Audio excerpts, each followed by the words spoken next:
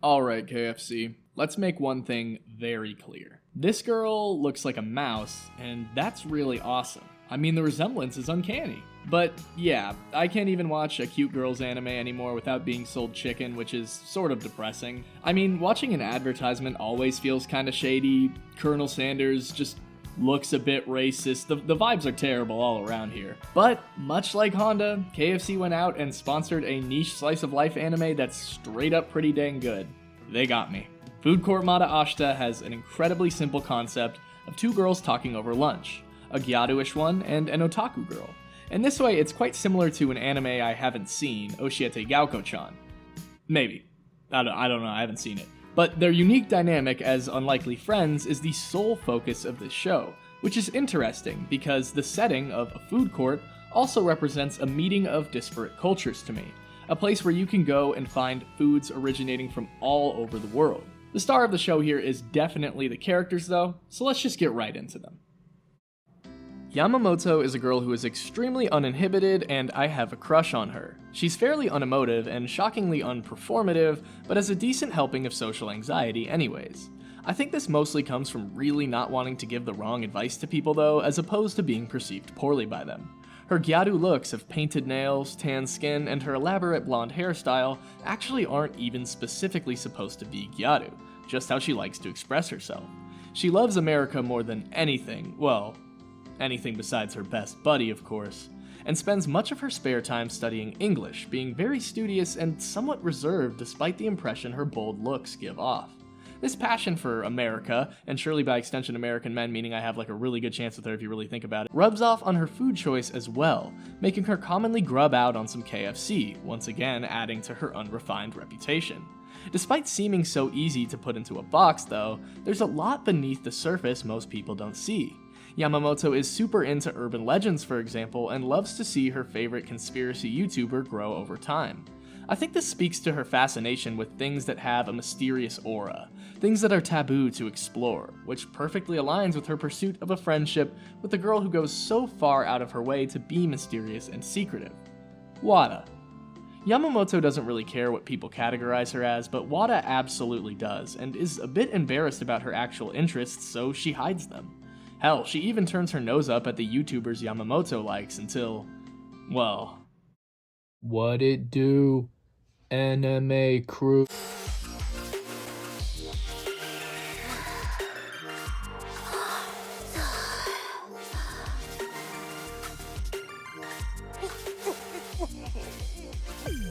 I believe Yamamoto seems effortlessly confident in a way Wada admires, but Wada's charm comes from her stream of consciousness, goofiness, and high energy once she does feel comfortable around someone. It makes sense that Yamamoto would find this admirable.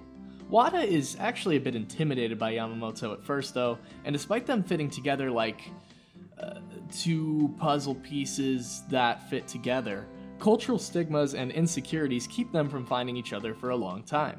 This dynamic they have of Wada's unhinged but relatable ramblings and Yamamoto's voice of reason is infectious as hell, and I must say I definitely relate to Yamamoto a bit these days. However, when it comes to Wada, I still feel like I'm missing something when it comes to her character. She's kind of a nerd and like annoying, which I just can't relate to. If only I knew somebody who was just like Wada in this exact way. Hi there, Brish. I'm gonna yap about Wada, Wada, her, wahaha. Oh my god. As Ruffy explained about the Garu character being the normal type, this girl, this cutie patootie is the opposite. What do I mean by this? Well, just look at her. You could probably guess that she uses Twitter. And she does! The way to describe her is that she's very obsessive with online discourses, loves starting fight with random people who don't align with her sentiment, and thinking that anyone with a sense of judgment is invalid. Hey, that sounds familiar. Wait a minute. Oh yeah, she loves the app a lot, just like me for real. But yeah, honestly, I kinda see where Rufus is coming from where I resemble her. I feel her well-being is a parody of the internet's inabilities in general, and how it's affecting with how people act. You may think Wada is an exaggeration, but there are some people who are unironically like her. I feel episode 6 encapsulates the online space and Wada's personality flawlessly, with the start showing her sadness that her game is getting shut down. I get you, Wada. I was sad as well when they took Angry Bird out of the App Store. It also touched upon YouTubers as well with the clickbait game, and even live streamers as well. I wonder what Wada is watching. What the motherfucker? It's also worth noting that even though Wada is so bubbly on the outside, on the inside, she actually feels lonely. I didn't mean that to sound depressing. There was a flashback in one of the episodes before they enter high school, touching upon how they'll be going to different schools. And Wada is not happy about that. She actually feels sad. She doesn't want to lose her only friend. She's getting scared. But then the Garu suggested, hey, we can go to the food court and chat if you want. Oh, that's why anyways, depressing segment over. You can put away your tissues. But yeah, Wada, I really like her. Sure, she might be too out there for some, but I feel that's her charm. And she also looked like a type of person that would say 6'7", so yeah, that's like bonus point. And speaking of 6'7", while the coming together of these two characters is beautiful, there's another very important thing I want to mention. A good slice of life series to me reminds me of the beauty in the mundane, that there's no need to seek out a grander narrative or conflict, and that you can just appreciate the gentle significance of being part of a community.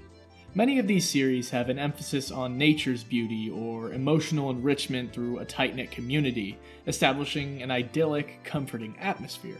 Whether it be natural, social, or both, I like to describe it as an ecosystem. A place that you inhabit with little specific details that only you interact with on a day-to-day basis and can appreciate. A community that you are a living, breathing piece of, whose decisions influence and are influenced by the system itself. Very powerful stuff. But this series has a unique brand of corporate insignificance.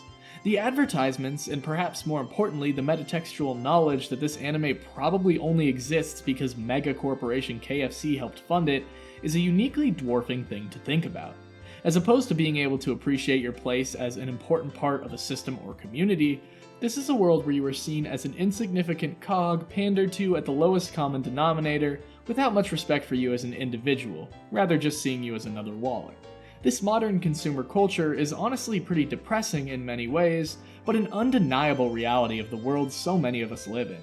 When I go outside in Las Vegas, I don't see lush scenery and the brilliance of the ocean. I see billboards and chain restaurants. I see advertising around every corner. This can sometimes be a bit draining, hence the appeal of more escapist-oriented slice-of-life series. Hell, that's not even to mention the atomized, chronically online lifestyle many of us, including Wada here, tend to live, which oftentimes presents very similar social and emotional voids. I'm sure a lot of us want to escape to a simpler and more humanistic world, and escapist media isn't an inherently bad thing in my eyes, but I must say there's something uniquely powerful about a slice-of-life anime exploring beauty in the everyday that reflects the oftentimes depressing world I and many others live in. No exaggerated beauty nor horror, just the cold insignificance and commodification of living as a potential paying customer, and constantly being manipulated into giving your money to unimaginably rich companies that never have anyone's best interest in mind but their own.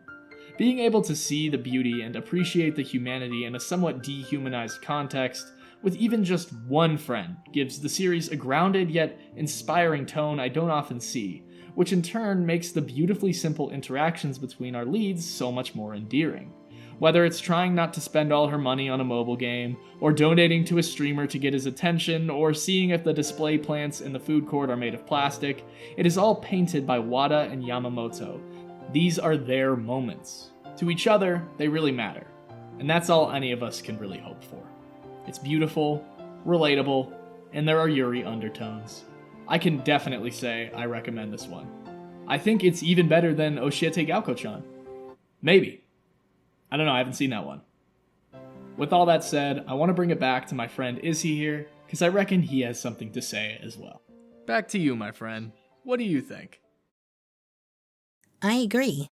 I guess not really. Like and subscribe to ISSYBOY, have a great day, and shoutouts to Ev, Isop, Sumgoon, Artemis Lock, Hermit's Nut, Karta, Trey, ISSYBOY, and Funky Boy Haas on Patreon. KFC forever.